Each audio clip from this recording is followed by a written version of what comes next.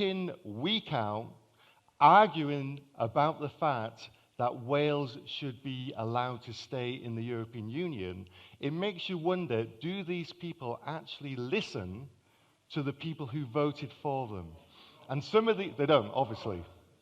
Some of these seats, 68% of people voted to leave the EU, and yet for the last 3 years, their MPs have been fighting to keep Wales in because they believe with hubris that they know better than you, that you didn't know what you was voting for, and that you made a mistake, and they are going to put it right.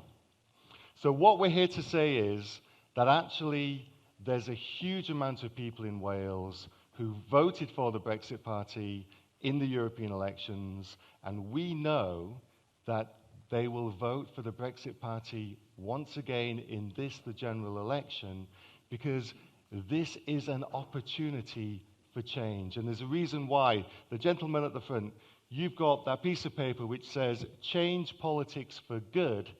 There's a reason why that's our mantra. Because we've realized that actually something has got to change. We cannot keep on with the same ping-pong politics of Labour and Conservatives and Labour and Conservatives. Where is that getting us? For years and years, I have actually dedicated about 16 years of my life now to getting Britain out of the European Union.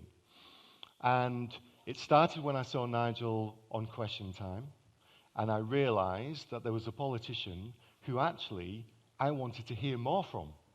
And so I went on the internet and I found out who he was and what his politics were, and I realized that I shared those politics, and it was something that I believed in. And so I dedicated myself to getting Britain out of the EU. And for the majority of that time, I believed that the problem was the EU. I believed that all of the bad legislation that was coming out was coming from the EU.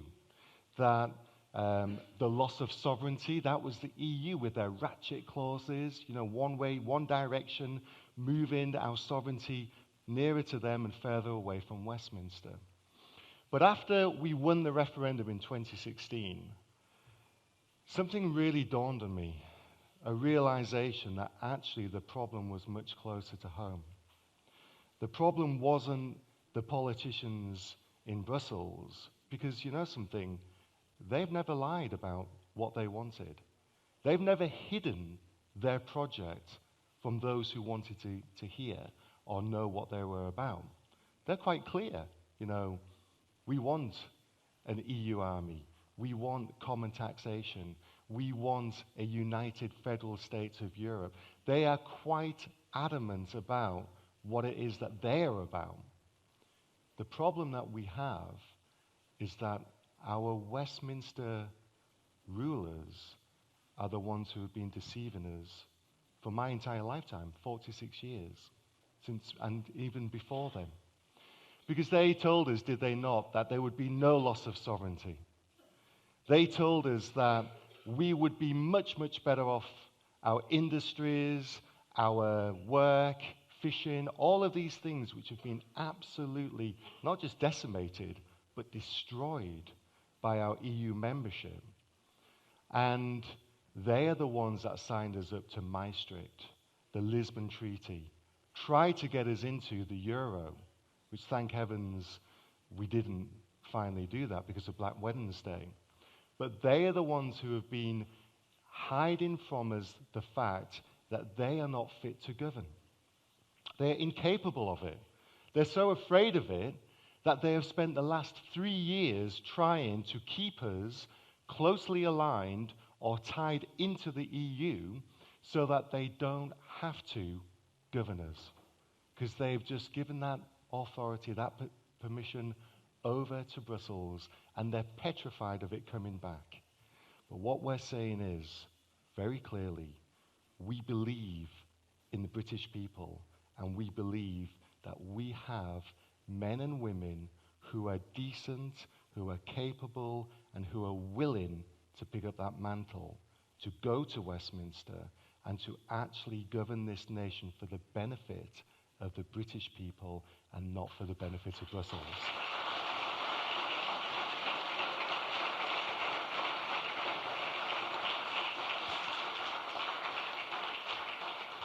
Now, it's quite apt that we are 29 miles away from Brecon. And I raise this because one of my favorite movies of all time is the movie Zulu. And Brecon was the headquarters of the 24th Regiment of Foot, which was the regiment featured in that film. And there's a scene in that movie, which I love, where there's a young boy. And of course, the Zulus are making all of the noise. They're absolutely petrifying this thin red line of British soldiers. And the colour sergeant born knows he's got to keep all of these people calm. He's got to keep them all fighting, and so he's got a big responsibility on his shoulders. And this young lad says to him, "Why us?" And his reply is, "Because we're here, and there is nobody else." And that has stuck with me for much of my life, because there are many, many times when I am here, and there is nobody else. You are here, and it's on your shoulders. And what I would admonish you all to do is pick up that mantle of that thin red line and know that it is when we waver and when we lose our faith, that is only then that we fail. But if we can keep the faith and know that what we are doing is right, and there is strength in being right, and we are saying very clearly to the people of Wales that Boris's deal is not a deal, it's a treaty. And it's the only way that you can bind a future parliament, by creating an international treaty. And that treaty is not Brexit. Now, we are the Brexiteers. We are the people who've been holding out for proper, true Brexit. And believe you me, if this treaty was Brexit, we would be the first to say it. We would be the first to pat Boris on the back and say, "Bravo, well done, job done, we can get on with our lives." And the fact that we are standing, the fact that we are saying that this is not what we have fought, Nigel Farage, 25 years of his life for, people need to listen and need to do some of their own research. Because if it ticks all of the boxes, then it's what we wanted. If we get our fishing back, if the European Court of Justice no longer has control over us, if our Supreme Court becomes supreme, if we stop paying the billions upon billions of pounds to the EU, if all of these things, if we get our fisheries back, if all of these things come to be, then we know that it's Brexit. And until that happens, we're here, we're going nowhere, and we are the ones that are delivering or want to deliver a true, clean break Brexit for the British people. Because after all, that's what we voted for, and that's what we wanted. So,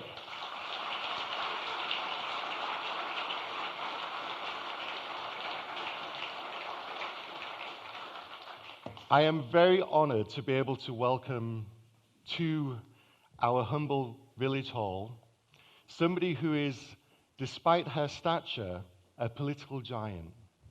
Somebody who I think we've all seen on the television in reality TV shows.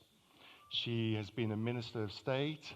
She has written books. She's a motivational speaker. And I was very honored to be in the European Parliament when she made her maiden speech. And I'll just really quickly, when you're in the European Parliament, it's huge. 750 MEPs, it's massive. You can take a phone call, the guy three places down can't even hear you. It's just this big place. When Anne Widdecombe got up and made her maiden speech, everybody in that chamber stopped what they were doing, turned around and listened.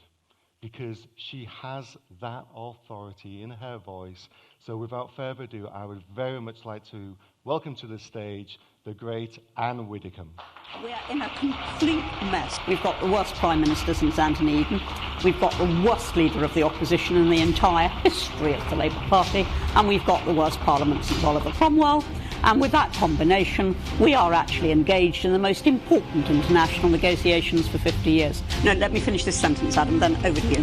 There's a growing disengagement between the people and Parliament. So what I want is an overwhelming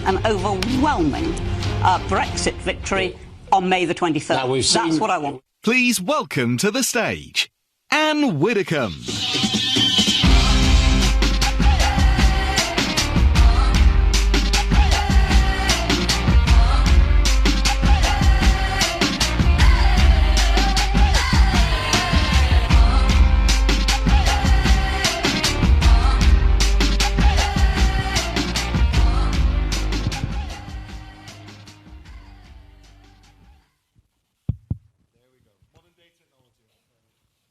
Hello, Wales.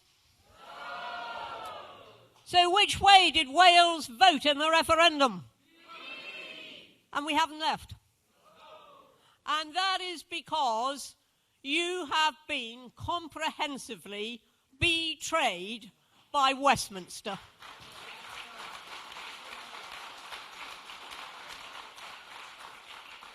Now, I'm told that the poor souls in Westminster, they don't like words like betrayal or surrender or treachery. Apparently, it upsets them. Well, if they don't want to be upset, let them stop surrendering and betraying. Because when you actually hand the power that should belong to your country to a foreign power, that is an act of surrender. And when you remove from the negotiating table the single strongest card that our Prime Minister had, which was no deal, when you take that from the negotiating table and handicap your own Prime Minister in international negotiations, that is betrayal.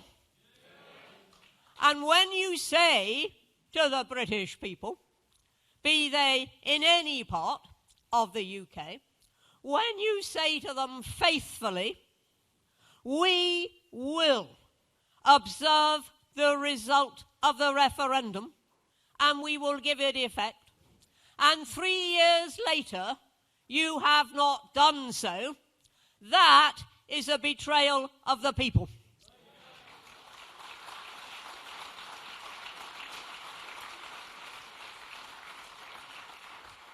What, after all, did we expect that leave meant? We thought we would be taking back control of our own lawmaking, of our own borders, of our own trade deals. And we thought that in future, once we'd left, we were going to be governed solely by the democratically elected government of our country. And that is what we thought, because that is what leave meant. It meant go. And yet, now we have a deal. It isn't a deal at all, it's a new treaty. But now we have a supposed deal, which actually wraps on all those things. Trade, our own laws, our own borders. Oh, some of it is very cleverly concealed in a mass of cross-referencing between articles and the political declaration, but nevertheless, that is the effect of this deal. In short, it is not Brexit. And so what we're now saying to Westminster is, you did not let us leave, so we will now make sure that you leave.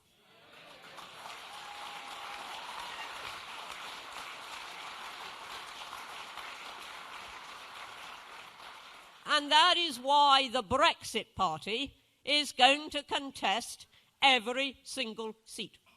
It is because we have a cause. It's not about a party. It's about a country and a cause. And it's about making sure that politics is restored to some sort of honour, whereby we do what the people tell us to do, rather than saying to those same people, oh, poor dears, you didn't know what you were voting for, so somehow we've got to make sure that what you voted for doesn't happen. So, what we know is, indeed, one example's just been shouted out, but there have been plenty of others. And we've seen a pattern in which governments will, from time to time, simply go back and ask the people again and again until they get the answer they want. Well, we are going to give them that answer yet again. We gave it to them in the referendum, the answer that we wanted, not they wanted. We gave it to them in the European elections, the answer that we wanted, not they wanted. And we're going to give it to them again in this general election, the answer that the people want.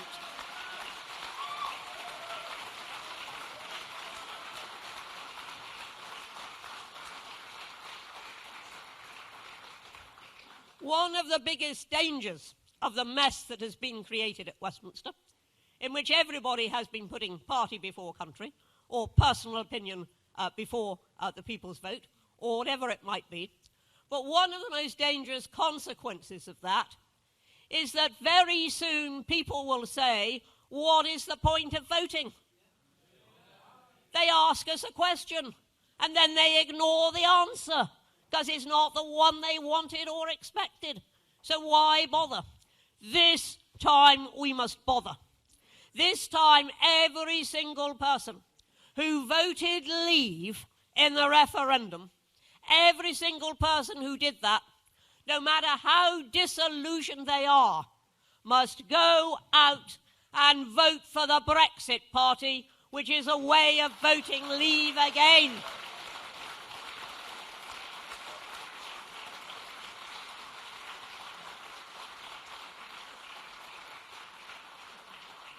Because the only way that that referendum is ever going to be put into effect is if we have a parliament, the large majority of whom are determined to leave in the real sense of the word.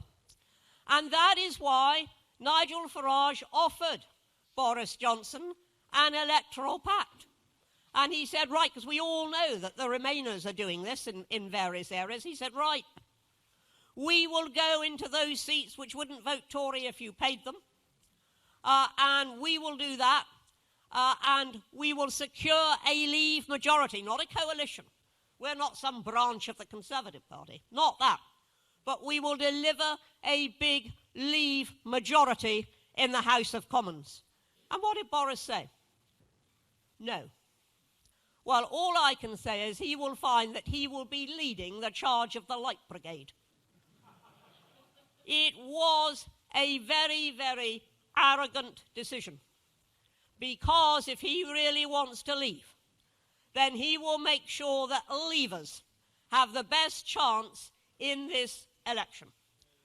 Whether they are Brexit Party leavers, whether they are the genuine leavers in the Conservative Party, the very few but nevertheless genuine leavers in the Labour Party, no matter where they are, if they will back Leave, we will back them.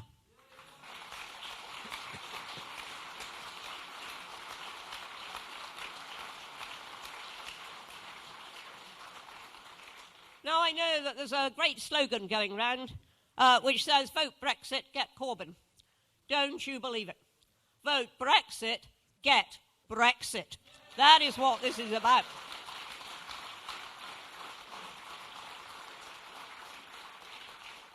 And that is the message we really do have to get over.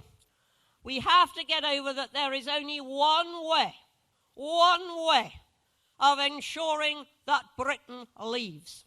And that is to make sure that on December the 12th, the Remainers have left Westminster, and the people who are in Westminster are absolutely obedient to that referendum and determined to leave not in name, but in fact.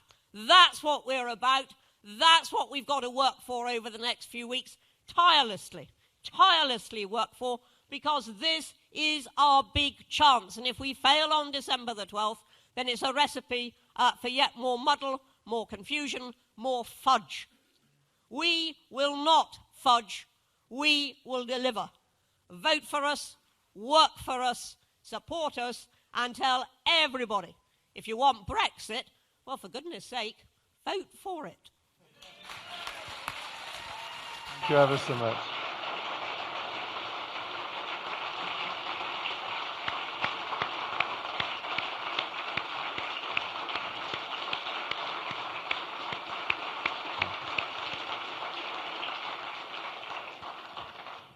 Well, I don't think it could be any clearer than that, could it? And I think you can see why we enjoy going to Brussels and Strasbourg so much, because we get to listen to that, and they really don't like it, but there we are. Our next speaker is somebody who, in 2015, I was sat in the audience of a party conference when all of a sudden it was announced that this gentleman was going to be defecting to our party. And I have been to a Robbie Williams concert, and I was at the front, and there was 250,000 people there. But I assure you, it was nothing compared to the cheer that we heard when Mark Reckless announced what he was going to be doing. But more than just that, he's a man of principle and a man of honor. And so he chose to allow his constituents to have their say on whether or not he would represent them for his new party, which is something that I think a lot of politicians today could take a leaf out of his book from. Mark is the leader of the Brexit Party in the Welsh Assembly, and he is a leader of there's four of them, 4 AMs, and during the week they get to question the First Minister of Wales and Welsh Labour about the fact that after 25 years, in almost every single area that is countable, we have actually gone backwards since devolution here in Wales. And regardless of who Welsh Labour tried to point their finger at to push the blame on, it's pretty obvious where the blame lies. So without further ado, I'm very honoured to welcome my good friend Mark Reckless to the stage. Mark.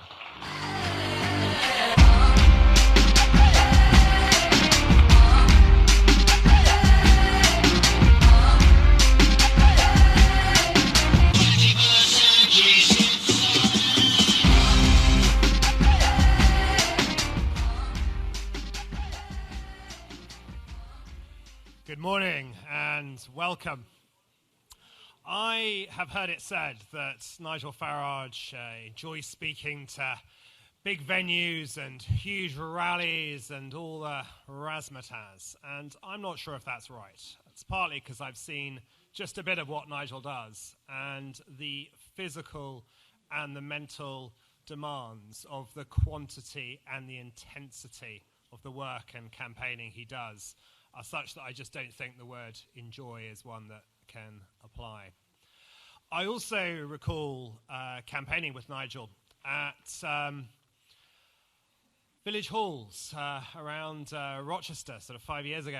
Nathan just spoke about it, and I felt that he enjoyed those events more. Instead of a sea of faces sort of blanking out the whole of everything in front of you, you can actually see individuals. You can look at particular people in the eye. You can engage with them personally in a way you can't at these massive rallies. So I hope speaking in this village hall here today that Nigel will have the same impact as he did for me in Rochester when I won that by-election. I hope we'll be seeing the same for some of our prospective candidates near here.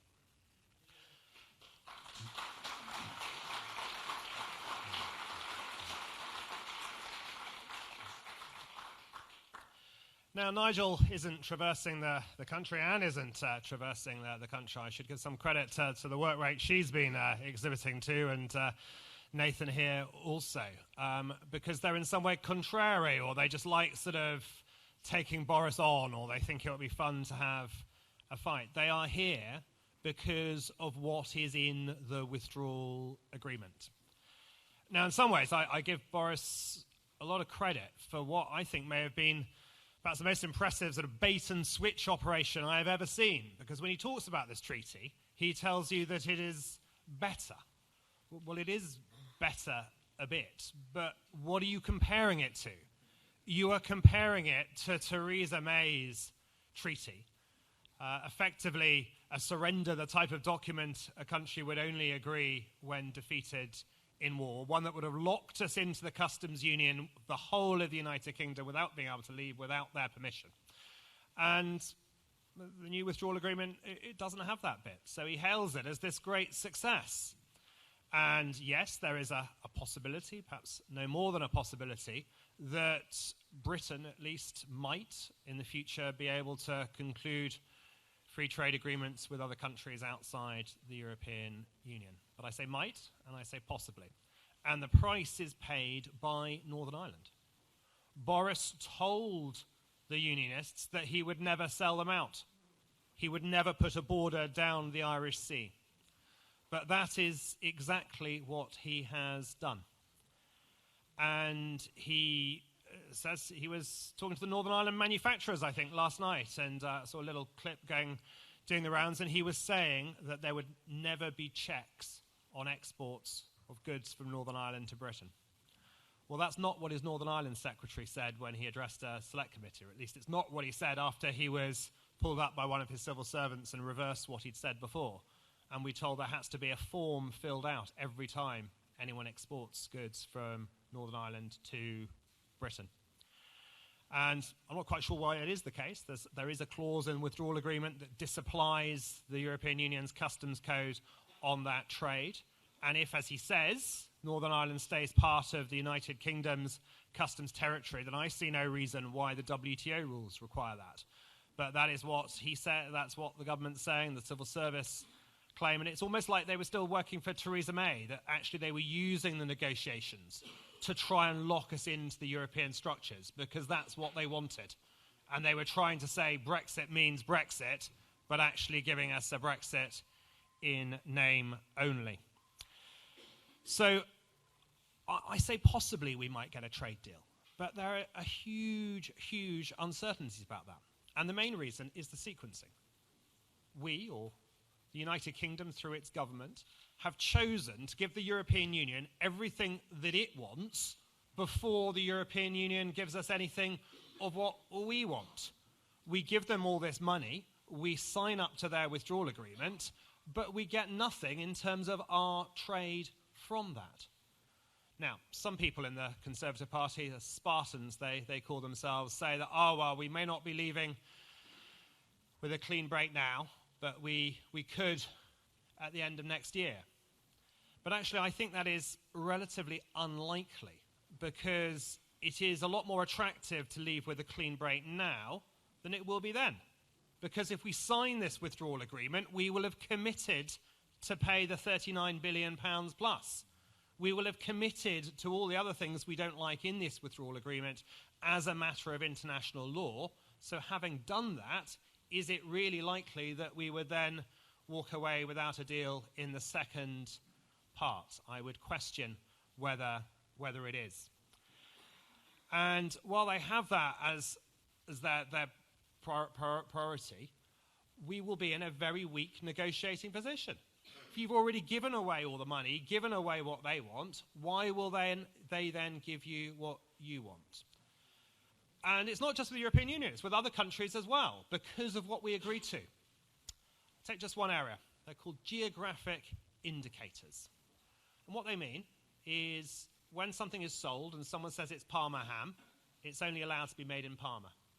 If they say it's mozzarella, it's only allowed to be made in a small region of Italy. And what we are doing in this withdrawal agreement is signing up to all those European Union geographical indicators forever. And what that means is that the United States, for example, will not be able to sell us Parma ham. It won't be able to sell us mozzarella. Now, it's quite normal to have restrictions and standards around how a particular good or product is made, but it's not to say it can only be made in one place. That is more protectionist than anything else of which I could conceive, and it will impede our trade arrangements, not just with the European Union, but with the whole world. We also sign up in this treaty to the most unbalanced arbitration mechanism you could possibly conceive.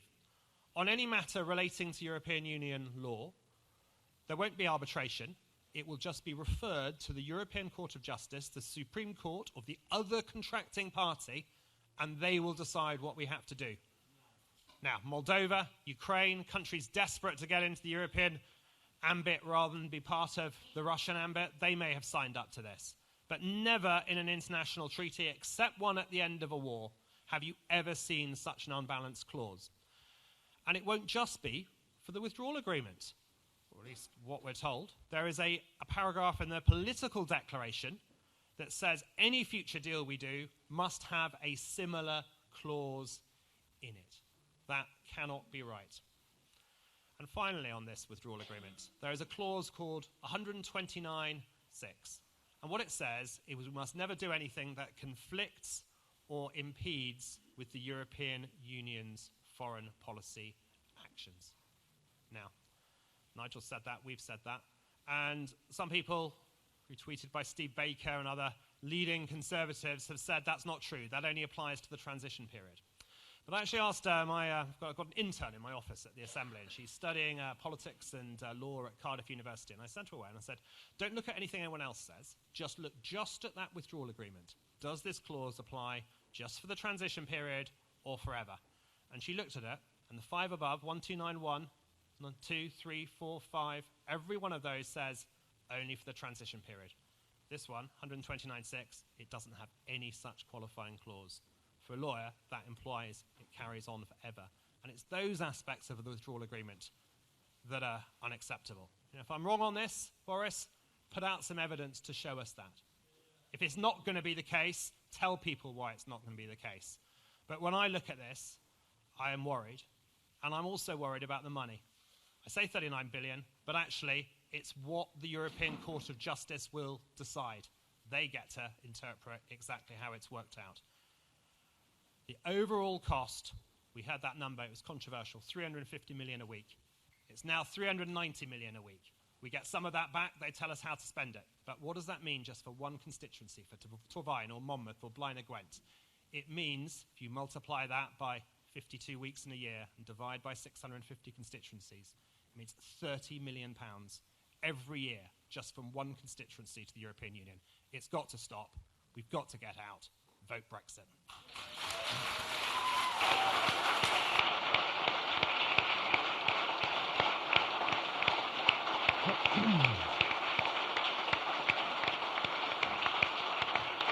Thank you, Mark. Cheers. Grab a chair. Now, there are actually three words that I want you all to remember. Level playing field. What does that mean, and what are the implications for Britain when it comes to striking trade deals in the future? So we are now committed that we will keep a level playing field with the EU. Being an MEP, I see the sheer volume of legislation that comes out of Brussels every single month. And in order to have a level playing field, we have to adhere to that legislation without having a say, without being able to say, well, hold on, that is going to affect the steelworks in South Wales, or hold on, that legislation there means that our farmers are not going to be able to be productive. Whatever the legislation is, we have to sign up to it. It's continually coming out. We're trying to strike a trade deal with Europe. They're constantly changing the level playing field. We're constantly catching up. When are we going to get our deal? When's it going to happen?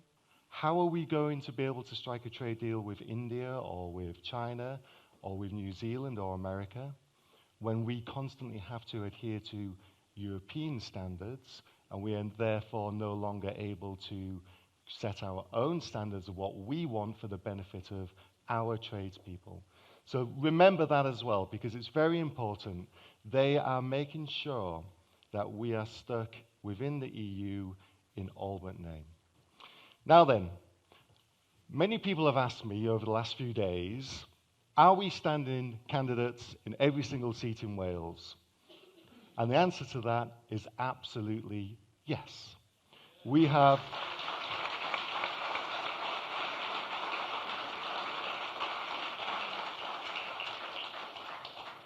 40 candidates who have filled in their paperwork. They're ready to hand it in. They're excited, probably because most of them have never done it before, so they don't know quite what they're getting themselves into. But we are ready to give every single person in Wales the opportunity to vote for the Brexit Party in this general election. And I am honoured now to introduce to you one of our candidates, a local candidate who's going to be standing in Blaenau Gwent. Now, Richard Taylor has been heavily involved in his area with social activism and also with several charities and a rehabilitation centres as well. And I think after meeting him and speaking to him, that he really is the epitome of the message that we have of change for good. This is a man who has absolutely taken his life and changed it for the better. And I'm really proud and really honoured to be able to say that this is our candidate for Blaenau Gwent. Please come to the stage, Richard Taylor.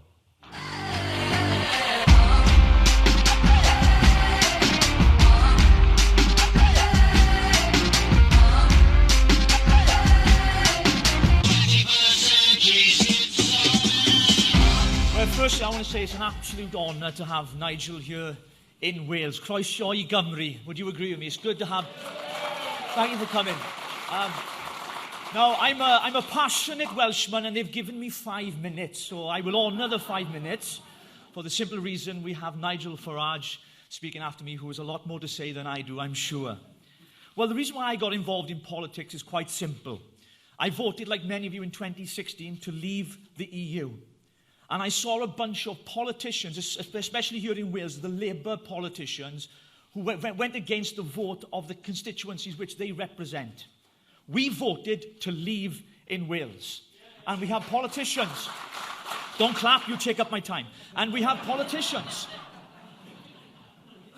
that have, in the words of Anne, they have betrayed us. They have betrayed us. They no longer represent the people that elected them in the first place. For the last 20 years of my life, I've been engaged with social activism, working with communities and charities, helping people to turn their lives around, from ex-offenders to drug addicts, and I've seen many people's lives being turned around. But sadly, what I've also seen is institutions and organisations that don't recognise the great work that many people do in the local communities that we represent here today and across Wales. In 2016, I voted to leave the EU. I'd lost all faith in politics and politicians, and for the average man on the street, this was a slap in the face, because we've seen politicians betray the people who put them in power. The glorious voices that strengthened Welsh men and women through the hills and valleys had fallen silent. And instead, the drudgery of failed policies and politicians now fill the hearts of the people of my constituency of Blaenau Gwent. The economy in ruins, the valleys of Blaenau Gwent sunken into devastation, the spiral of destruction and despair all around me, and I saw this, and Labour politicians have abandoned the people of my constituency.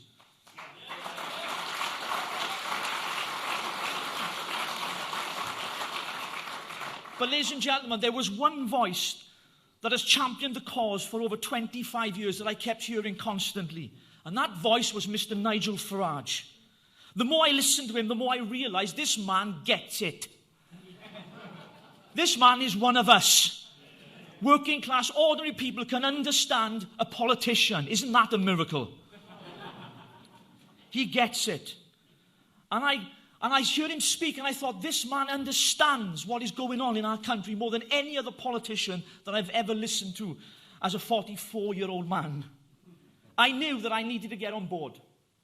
I needed help, so I got involved with the Peterborough by-election. with Mike Green. I got involved with the Brecon by-election, and I worked really, really hard to try and get the Brexit Party a seat elected in Westminster. And then I decided that I needed to do more. I was approached by some of our MEPs, and they said, Richard, you need to stand.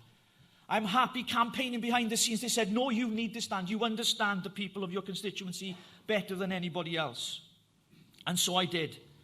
I had one choice to make. Would I put my metal where my mouth was? Would I stand in a general election? Could I make a difference in Westminster? The boy originally from Llanelli, who went through foster care, drug addiction, turned his life around, now a family man, working for the good of his community and the people he loves, to give people a chance, to give the country a chance, and to give my beloved Wales a chance. That's why I'm standing.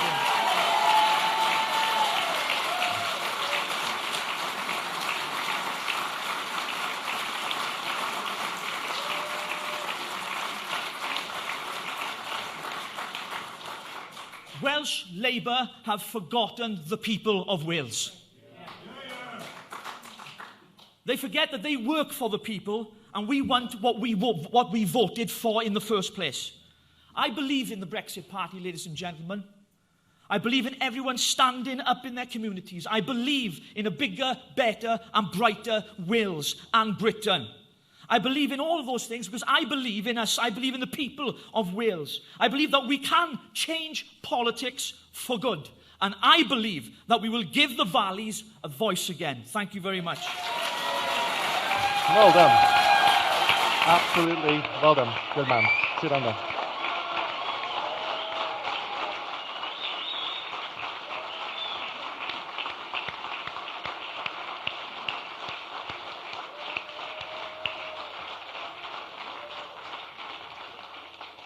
Ladies and gentlemen, Richard is just one of 40 of our candidates who are absolutely primed and ready to fight this election, and we're so excited, we really are.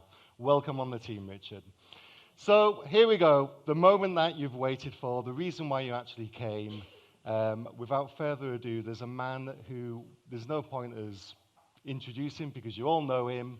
There's nothing I could say that you don't know about him. I just would say this, we're just going to watch a brief video and then we can clap, okay? Otherwise you're going to be clapping for ages. So we're just going to watch this video and then let's welcome Mr. Nigel Farage. We're here in Workington, meeting's just ended, been here with some local candidates. I think in these communities, people do understand the extent to which Labour has just completely broken its promises and betrayed people. There's still, I think, a bit more understanding about the sheer extent of Boris's sellout, but I think we're getting there. I think over the course of the next few weeks we will get there. And you know, when Michel Barnier says the next phase of negotiations will go on for at least 3 years, I think perhaps we ought to think this simply won't get Brexit done. So we're off now to Whitehaven. See you there.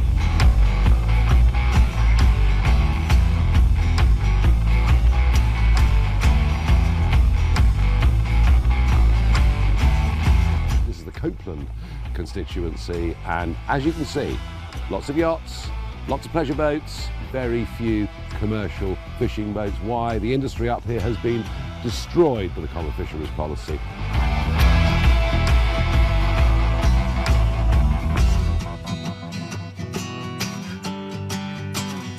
It's the end of the day. We're here in Carlisle, public event as you can see behind me. Second public event, we've done walkabouts, we've done BBC Breakfast. The Brexit Party topped the poll here in 5 of the 6 constituencies in the European elections, and we will do very well here on December the 12th.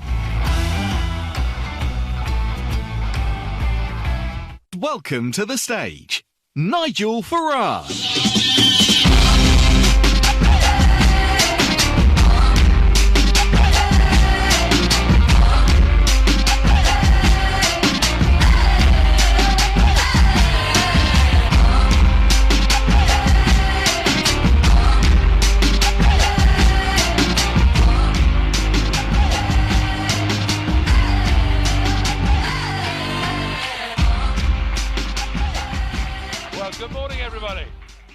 And thank you for that very warm welcome.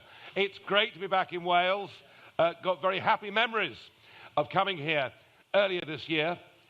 We just, a few days earlier, launched this brand new political movement. It was much needed. there was certainly a gap in the market, and we launched our campaign down here in Wales. And of course, on the European election date, we topped the poll by a country mile in Wales, coming first in most of these seats here in South Wales. It was a remarkable...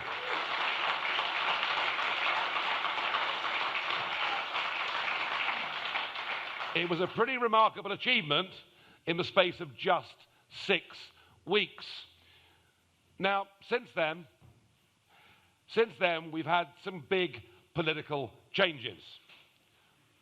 I think our result helped get rid of not just the worst Prime Minister in living memory, but probably the worst Prime Minister in the history of our nation.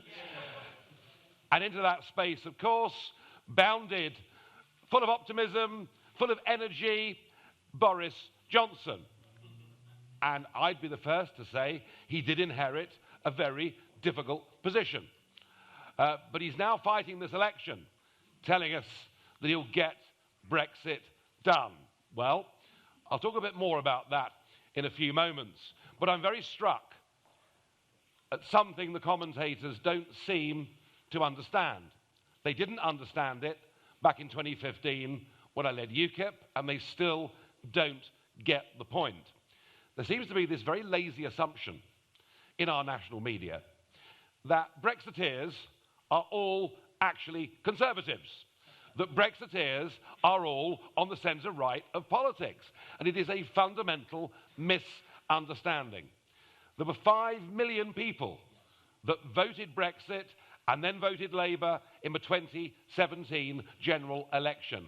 5 million of them. And of course, here in South Wales, so many constituencies that voted Leave and that now have a Remainer MP. An MP that wants to put a second referendum to the people with not really much of a choice. I think, in some ways, perhaps Diane Abbott summed up the Labour position best. No, really, honestly. There were no numbers involved, don't worry.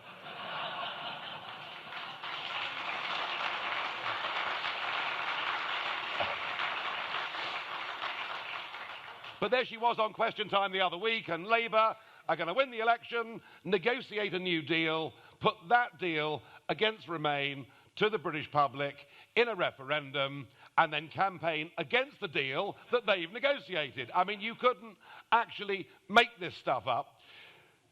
Now, it's pretty clear that the Labour Party have decided, or should I say the London Labour Party have decided. I mean, it's more about Islington than Isloin, isn't it? I mean, that is where the Labour Party is run from. But no, their policy, quite clear, they want to make you vote again, because first time round, you didn't know what you were voting for, did you? You stupid little people. You really must do better next time. I mean, it's not only patronising, not only insulting, but the choice that Mr. Corbyn wants to give us is Remain versus a new form of Remain. Labour will crush the result of that referendum, and Labour have made it clear they actually don't believe that they as a party, we as a nation, are good enough to make our own laws. They want those laws made in Brussels, and they've made that perfectly clear. So, and you've heard it already on this platform this morning, but it's true. During the referendum, in the wake of the referendum, in the run-up to and including the manifesto for the Labour Party in 2017, there was an absolute promise that they would implement the result of the referendum and honour the will of the people. And there's no other word I can use than they have betrayed that trust. It's gone.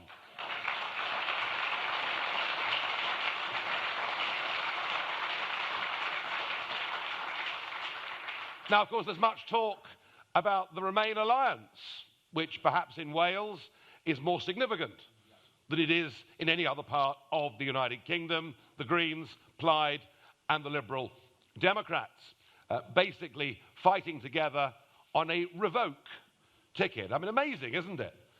That you can just seek to abolish the result of the greatest democratic exercise in the history of these islands, and yet that's what they want to do. I suppose at least we know what they stand for. Well, they do actually. They stand for revoking the result of the referendum. And so they put their alliance together. Now, you may know that I've been calling for a Leave alliance. I was very, very struck that we had, in the wake of the European elections, we had the Peterborough by-election. And we were the challengers to Labour in that seat. But there was a Conservative candidate.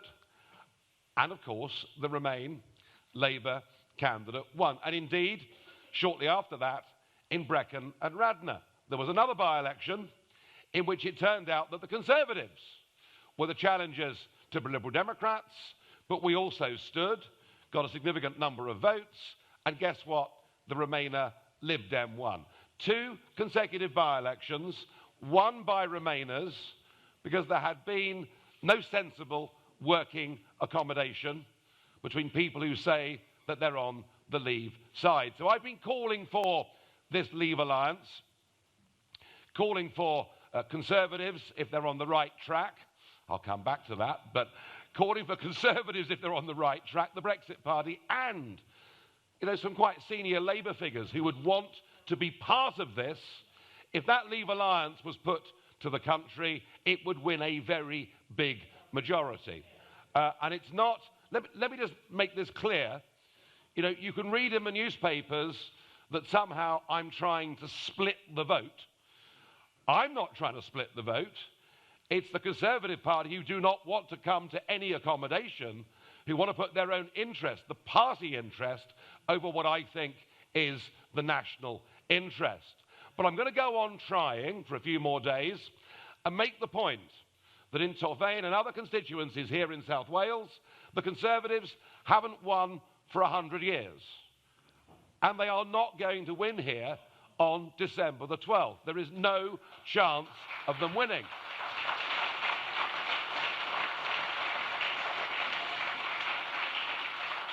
So I would make this urgent plea to Boris Johnson and others. Don't split the Brexit Party vote. Here in South Wales, we are the challengers to the Labour Party, and if you're not in the field, we will beat Labour in many of these constituencies.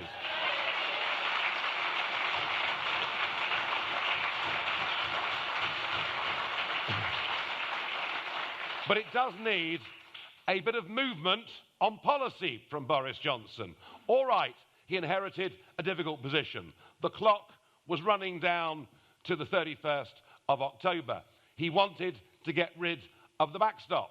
He got rid of the backstop, and he's now presenting this as being the most extraordinary, great new deal.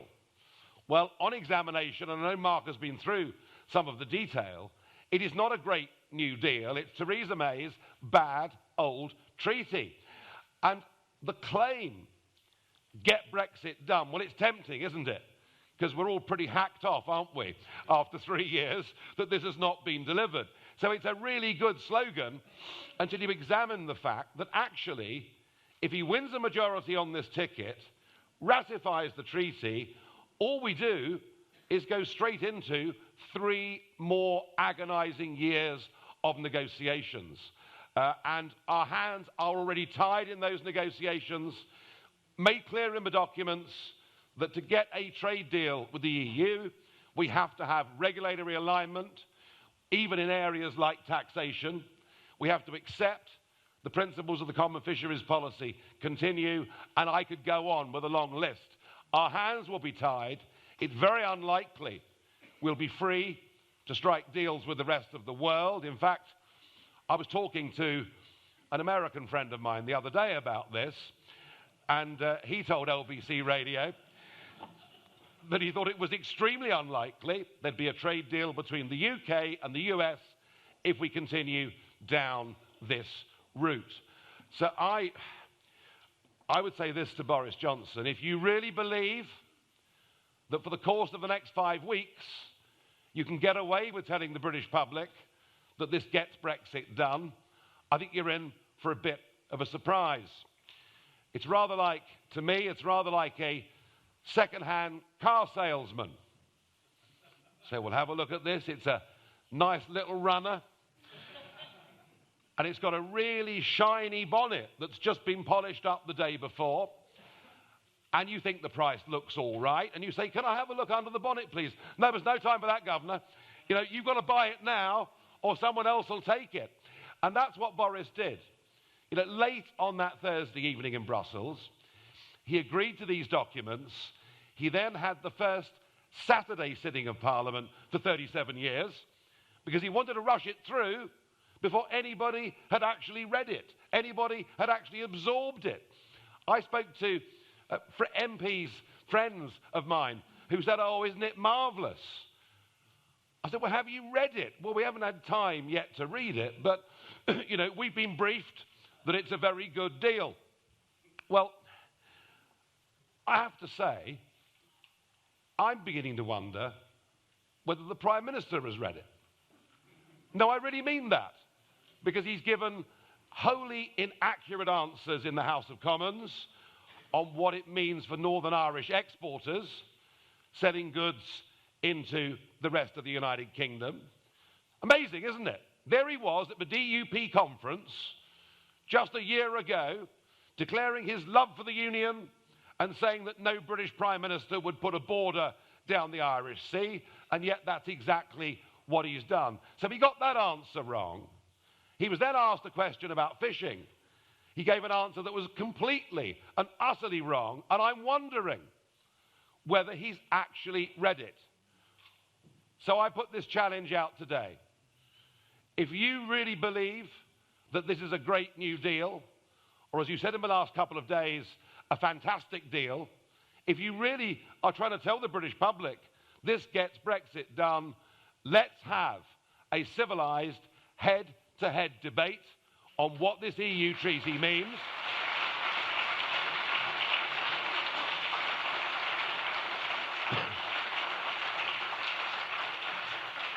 And I'd be only too happy to stand with Boris and to talk this through, because I have read it. And I haven't memorised it all, but I've got a lot of it in my mind. And frankly, folks, it's not Brexit. It's a short-term political fix and an attempt to win a general election. And I am just not, after 25 years of campaigning for us to be a free, independent nation, I'm not prepared to simply stand aside and see this sold down the river, and nor are many millions of people out there who will vote for us on December the 12th. Boris, your deal will not survive scrutiny. Your deal will not survive a head-to-head debate with me. Your deal will not last 5 weeks. So please, over this weekend, make some changes. Make it clear that we absolutely have to leave at some point in 2020 with or without any form of deal. And any form of deal must be a trade deal, not one based on regulatory and political alignment. Now, I hope he does it.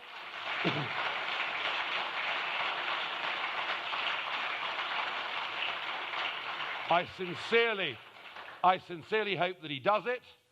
I don't know whether he will. Either way, as Nathan has said, here in Wales, we are ready to fight all 40 seats. And if in the end the choice is revoke with the Lib Dems and Plaid, is a second referendum with Labour, is a Remainers Brexit with Boris, you can guarantee one thing: you'll be able to vote for a clean break Brexit, because we will be on the ballot paper here in every seat in Wales.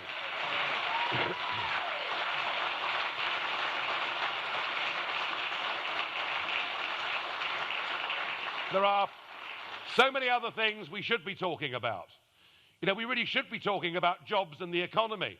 Amazing, isn't it? We've got the Chancellor splurging hundreds of billions here, and not to be outdone, Labour promising even more billions there. No one's talking in this campaign about wealth creation. No one's talking about the 5.5 million brave souls in our country who are sole traders, self-employed, doing their best. They're the ones that create real wealth in an economy. They're the ones that create real jobs in the private sector. None of this is being debated in this campaign. And I also want to move the debate on to political reform, because it seems to me that what Brexit's exposed is that our system is no longer fit for purpose, and we need some massive changes. I think a very good start would be to abolish the organisation that now houses 600 friends of Tony Blair and David Cameron, and is very clearly being used during the course of this election campaign to encourage certain people to say certain things. I won't go further than that or I'll get myself in trouble. So let's get rid of the House of Lords. Let's get a voting system that actually makes Parliament more reflective. Many, many things to talk about and campaign about in the years to come. But unless we get a proper Brexit, actually we're not going to be free to make most of those decisions. We in the Brexit Party put this thing back on track. You know, it all looked lost earlier on this year. We reset the agenda. We got rid of that Prime Minister. We now just need this Prime Minister to shift direction. If he does, fantastic. If he doesn't, well, we'll stand up and fight for Brexit on our own. Thank you.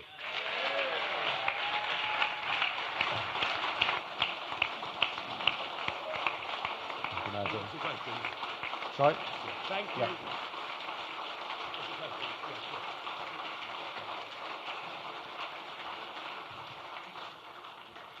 Thank you very much, Nigel. We're just going to have a couple of questions that we've had from people who have come here and have had the opportunity to write them down on one of these cards. So without further ado, Rebecca from Pontypool, whoever you, excellent. What is your policy on animal welfare? What will you do about non-stun slaughter and live export? I'm going to hand that one over actually to Anne. Yes, because this is... Just in case you're wondering why that one came to me, I used to be the Vice President of the RSPCA. And I will say this. Britain has the best animal welfare laws in all of the EU. We do actually care about the welfare of animals.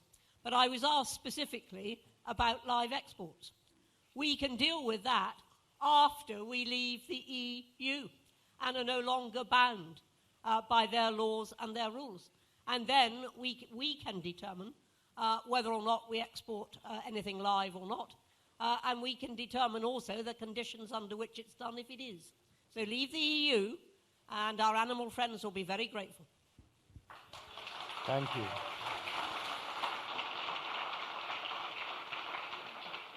Okay, so this is one from Margaret from Abergavenny. We have an 8,000 majority in Monmouthshire for the Tories. I'm concerned that Corbyn will get in. How will you manage this, Nigel? Well, I'm not sure that Corbyn's going to win Monmouth. But it's back to the same question, isn't it? I mean, you can't split the vote if we're standing for Brexit and they're standing for half in, half out. If they're different propositions, you can't split the vote. But, and I repeat the point, firstly, if they move to a sensible position, then there are the grounds, absolutely, to form some kind of one-off electoral alliance. And secondly, I would say this. There is so much, back to my first comments this morning, there is so much rubbish written about this in the Johnson supporting press. I had it all back in 2015 when I led UKIP. I was told that as a result of what I was doing, there was no doubt that Miliband was going to form the next government propped up by the SNP. And of course, when election day came, what was the net effect of the UKIP 4 million votes? It was we took more Labour votes than we took Conservative votes. In fact, Cameron wouldn't have got a majority. There wouldn't have been a referendum had it not been for the UKIP vote in those elections. And I do think, once again, that people writing things like that are not coming to constituencies like this, meeting Labour Leave voters who have got no other home to go to now than the Brexit Party. So I think actually the whole thing is a pretty false premise.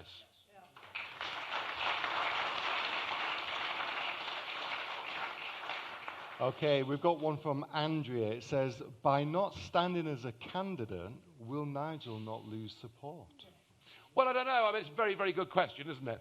I was told the other day, Nigel, you should have run as a candidate because Jeremy Corbyn is running in Islington. Well, it wouldn't really matter who Labour put up in Islington, would it? They're going to win that seat anyway. And, you know, the Labour Party's been around for 130 years. The Conservative Party have been around for a couple of hundred years. They've got their safe areas. They've got their data. We're a brand new organisation that have been going for 6 months. So I could, as I tried in 2015, try to lead a party and be hunkered down in a constituency. That was an option, but this option is better because this option, and I've got 60 events booked, large, medium and small size events booked all around the country, and I intend to travel the length and breadth of the United Kingdom between now and December the 12th, firstly making people understand the extent to which Labour has betrayed them, and secondly, to make people understand that this new treaty that Boris is putting forward does not get Brexit done, and in doing so, I will be supporting our candidates from Land's End to John O'Groats. I think my time and my effectiveness is much greater being with you this morning, and as I've been for the rest of this week, mostly in the Midlands and the north of England, I think my time is better used. I think I'm more effective visiting scores of constituencies than spending half of my time in one.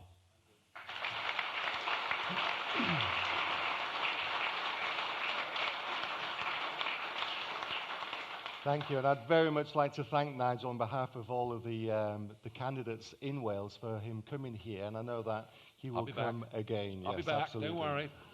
Okay, final one. Nadia from Bush Wells. People would like to see a party manifesto. Is there one available, and where? Well, the word manifesto, now let's do a word association test. If I say manifesto, what's the first thing that comes into your mind? Thank you. All of which amused me to hear Priti Patel setting out this morning the Conservative immigration manifesto, which, you know, the last 3 elections, they've talked about reducing the numbers to tens of thousands because that's what voters want to hear, but they never actually intended to do anything about it. So we will not have a document that is called a manifesto. It's a bad word. It's been tainted. We will call it our contract with the British people. Well, I looked at it last night. We're 95% ready. We will launch it in a couple of weeks. And yet we will cover all areas of our national life, but making the point that this, Brexit, is the defining issue of our times. Far better to leave on the 31st of January with a clean break than to enter into years and years more of fruitless negotiations from which we will never, ever be free.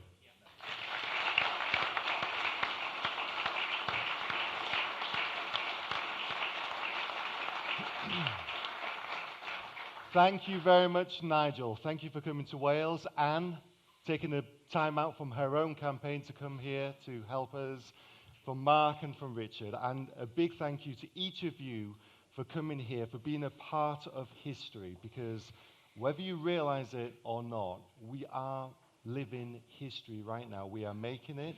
We are going to change politics in Britain for good, and for heaven's sakes, it needs it, doesn't it? So thank you very much, and we hope you enjoyed it.